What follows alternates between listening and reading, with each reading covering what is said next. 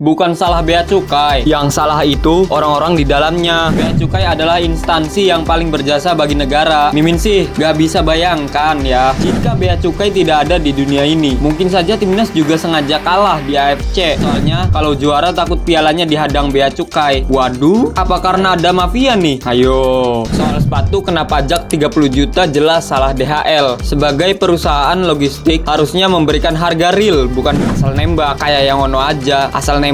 Jadinya bengkak kan biaya pajaknya. Salah siapa coba? Begitu kira-kira Dirjen Bea Cukai saat memberikan klarifikasi seperti enggan di pojokan. Tapi kok makin membingungkan, barang hibah berupa alat belajar siswa tunanetra juga ikut ditahan. Waduh, kok ditahan sih? Kayaknya sih ada udang di balik batu. Bahkan pihak sekolah ditagih untuk menebus barang tersebut. Fenomena Bea Cukai ini seperti halnya fenomena gunung es yang mungkin masih banyak lagi. Tapi apa langkah konkret menyelesaikan persoalan ini? Bukan apanya sih, takutnya seperti yang diwanti-wanti sama pengamat kebijakan publik bahwa ada banyak oknum yang sengaja memanfaatkan lemahnya hukum dan pengawasan untuk menakut-nakuti pemilik barang.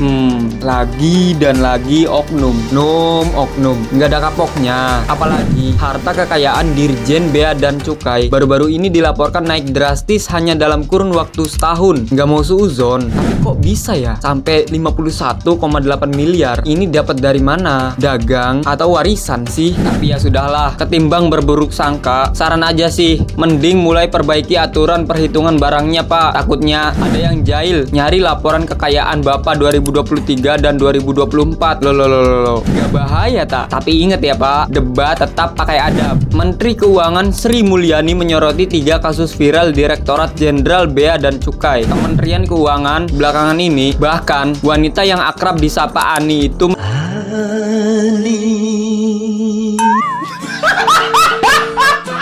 mendatangi langsung kantor pelayanan utama Bea Cukai Soekarno-Hatta untuk mendengar langsung duduk perkaranya. Panik nggak? Panik lah. Masa enggak? Sri Mulyani lantas memberikan sejumlah arahan sebagai tindak lanjut 3 kasus viral tersebut. Saya ingin mendapatkan laporan mengenai berbagai isu dan masalah yang muncul di publik dan media sosial berkaitan dengan pelayanan Bea Cukai, kata Ani dalam akun Instagram pribadinya Minggu 28 April. Ada beberapa kasus yang viral seperti pengiriman sepatu, pengiriman barang untuk sekolah luar biasa, dan juga pengiriman action figure, sambungnya. Pertama, Ani mencoba memahami kasus pengiriman sepatu yang dikeluhkan pria bernama Radika Altaf di media sosial. Terlebih, sepatu seharga 10 juta itu disebut sampai dipungut bea masuk 30 juta. Ani mengklaim kasus ini muncul karena ada ketidaksesuaian nilai sepatu yang dikirim dari luar negeri. Menurut keterangan yang didapatkan dari Bea Cukai Suta, nilai sepatu yang dikirimkan perusahaan jasa titipan DHL lebih rendah dari harga aslinya. Bea Cukai melakukan koreksi untuk perhitungan bea masuknya. Ini mengakibatkan pembayaran denda dan itu dilakukan oleh perusahaan DHL. Jadi, denda bukan dibayar oleh Radika Altaf. Saat ini, masalah ini sudah selesai. Sepatu tersebut telah diterima oleh penerima barang dan kewajiban kepabeanan telah diselesaikan, klaim Ani. Barang hibah untuk sekolah luar biasa atau SLBA Pembina Tingkat Nasional Jakarta, mereka mendapatkan sebuah kiriman dari Korea Selatan berupa alat belajar siswa tunanetra bernama Taptilo. Taptilo yang bentuknya seperti keyboard itu tiba di Indonesia sejak 18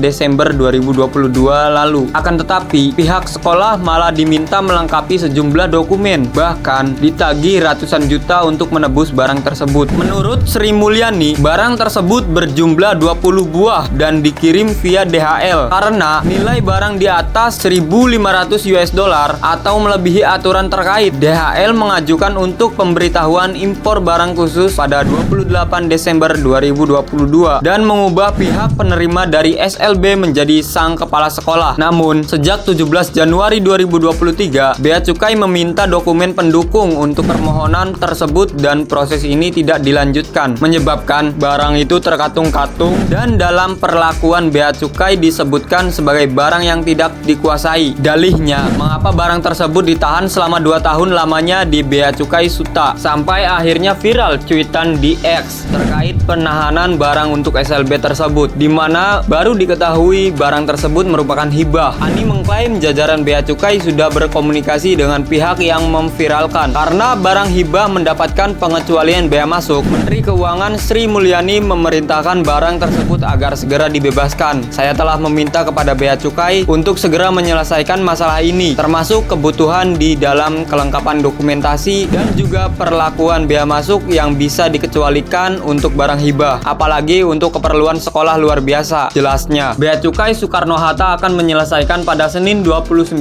April nanti dengan pihak sekolah luar biasa dan diharapkan ini akan selesai, tegas Sri Mulyani. Gimana sih Pak, orang SLB itu sekolahnya tuh susah. Ini udah syukur-syukur dikasih gratisan dari Korea, bukannya didukung, malah ditahan selama 2 tahun pula, terus suruh nebus ratusan juta lagi. Gimana sih ini?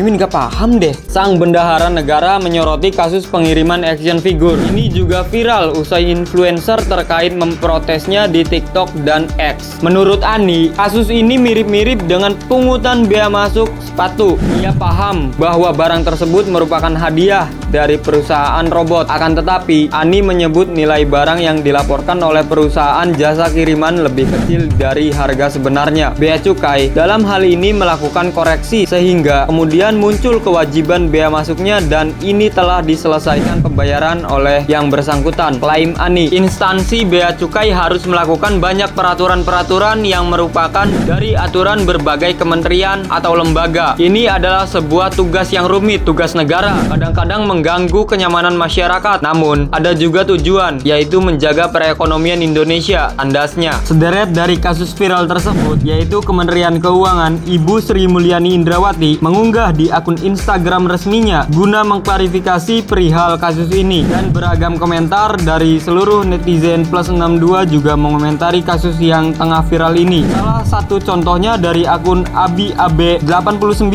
ia mengomentarinya, "Terus kalau sudah diterima, kenapa isi dalam action figurnya rusak Bu?" Sementara itu juga akun resmi Instagram @ade.tora juga turut berkomentar kasus tersebut. Berikut komentarnya. "Jadi pesan moralnya, viralkan dulu gengs masalahnya, baru akan dipermudah masalah kita. Kalau belum viral, gak tahu sih." Berdasarkan kasus tersebut, apakah kalian punya cerita yang menarik terkait bea cukai? Atau jangan-jangan kalian pernah ngalamin hal yang gak enak juga seperti kasus tersebut? Jangan lupa komen di bawah ya guys.